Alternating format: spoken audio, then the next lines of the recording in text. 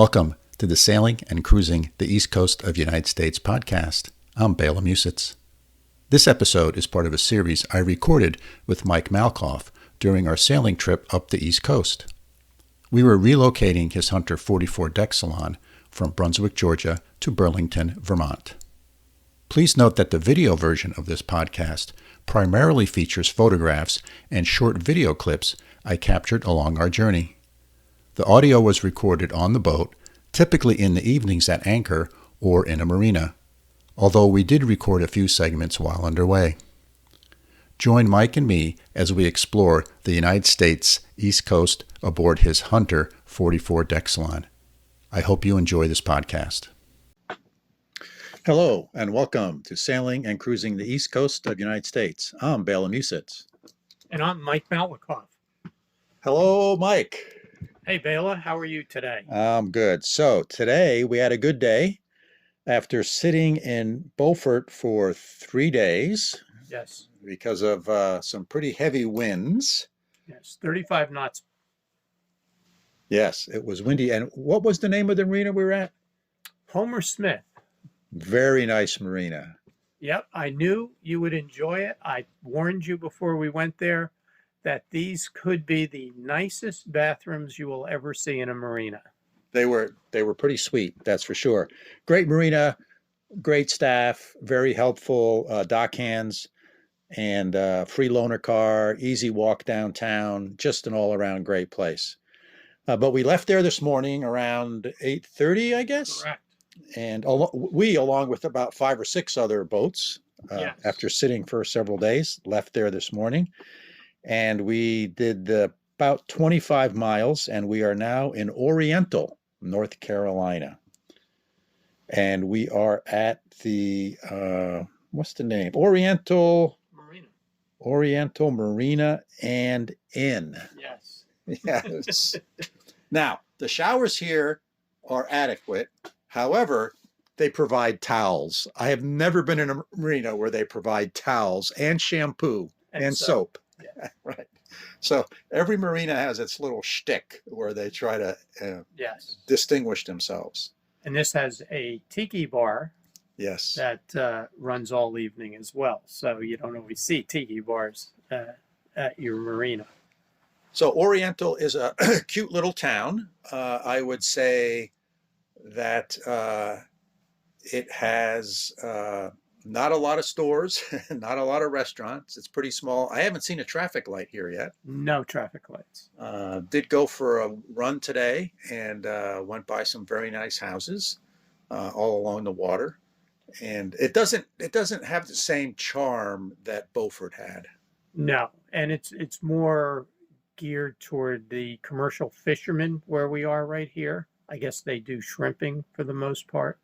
But as far as a great stopover, it's very well protected, and they're very accommodating here. It's just a cute little town. But maybe we should mention why we're going this way and how easy it was coming through the ICW. Now that we're going what I would call inland, because the option of going outside is going around Cape Hatteras. And as you pointed out, it is what? The graveyard of the Atlantic. So so when you hear that, you tend to raise your eyebrows about going around Cape Hatteras.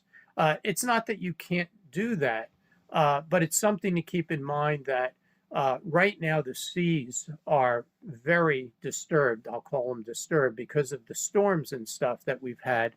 So you're talking seas that are easily 5 to 6 feet. But more importantly, why is it so challenging? Cape Hatteras and the shoaling extend out over 20 miles. So you literally have to go out off the coast over 20 miles to get around Cape Hatteras. But the real conflict is the fact that this is where the Gulf Stream coming from the south meets the northern stream coming down south. And they meet right off Cape Hatteras. And if the conditions aren't really good, the seas can be wild, thereby giving it the name of the place of many a ship on the shoals of Cape Hatteras. So most people choose not to go around and will go up the ICW to get to Norfolk, which is what we're doing. Yeah, so the rest of our trip is inland on the ICW. And couple other things about Oriental. So where we're docked is like right smack downtown, I'll call it. Downtown consists of something called the Bean Cafe, which is a little coffee shop. They have coffee. They have various different other drinks. Ice cream, bagels, and muffins. So what more do you want? And also, there is another interesting store that we went into, and it's called the Inland Waterway Provisions Company. Excuse me, Inland Waterway Provisions Company. And it's kind of a cross between a really good West Marine and a 7-Eleven. Yeah, that's pretty good. Right? Plus with toys for kids. So it basically had really good things for boats, all sorts of, water pump parts, fiberglass. Like I said, it's better than the West Marine that's near where I keep my boat, up in Narragansett. And they also had clothing there. They had a kids' toy section. They had some little bit of odds and ends of food. It would be like the general store of 50 years ago. Yes. That it had a little bit of everything. In a marina town. Yes. Frozen foods. It had everything. And you could buy a dinghy as well. Yes, they had dinghies and outboard motors. Yeah. And it was a 2-minute walk from where we're docked.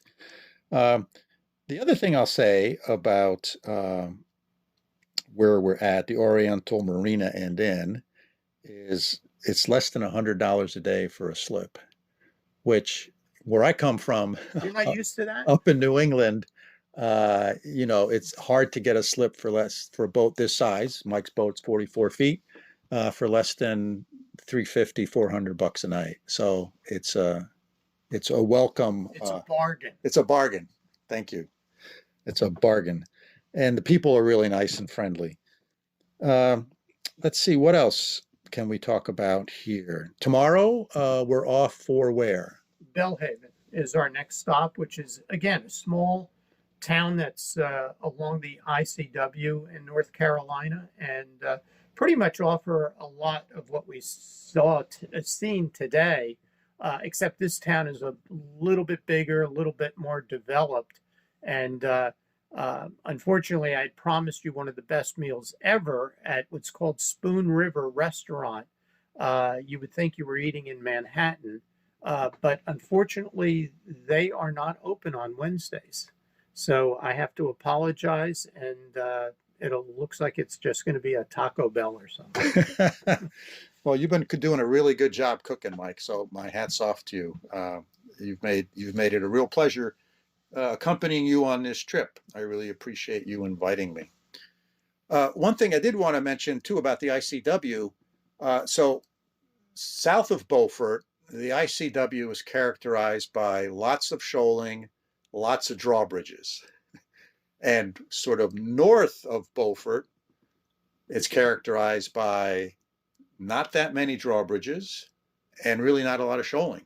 No. Did I get that right? Yeah. It is that, as you said, south of here, the ICW runs very close and parallel to the ocean. So there are a lot of inlets that come in and out of the ICW, which creates currents, tides, and shoaling. So it's something that does make it a little bit challenging at times navigating that. And then you throw in your drawbridges and other paraphernalia, and it makes for a little bit more challenging. Where north of Beaufort, we're going inland now, and there are no tides and currents. The water pretty much stays about the same level unless the winds move it around. But it's wider, it's deeper, and it's just an easier navigation all the way until we get to Norfolk. And then they throw us the bridges, the drawbridges, the train bridges, and a lock. on top of everything else. So the last, 10, 15 miles is... The last 15 miles going through a major city that's a major port, and especially for the Navy, is a bit challenging. But I'm sure we'll manage well, but it could be a little bit slower going through there. So one more highlight of the trip is a few minutes before we started recording this, Mike took out of the oven some fresh baked chocolate chip cookies. So we are going to sign off, and we are going to indulge in some fresh baked chocolate chip cookies with ice cream. Well, Bela, you told me when you only have a crew of one, you got to keep them happy. That's right. That's right. We don't want a mutiny. So thanks for listening to this episode. We'll keep you posted on our trip as it develops further over the next several days. And thanks for listening. Hope you enjoyed this episode. And as always, if you have any questions or suggestions, please feel free to contact us at sailingtheeast, that's all one word, @gmail.com. That's sailingtheeast @gmail.com. Thanks for listening.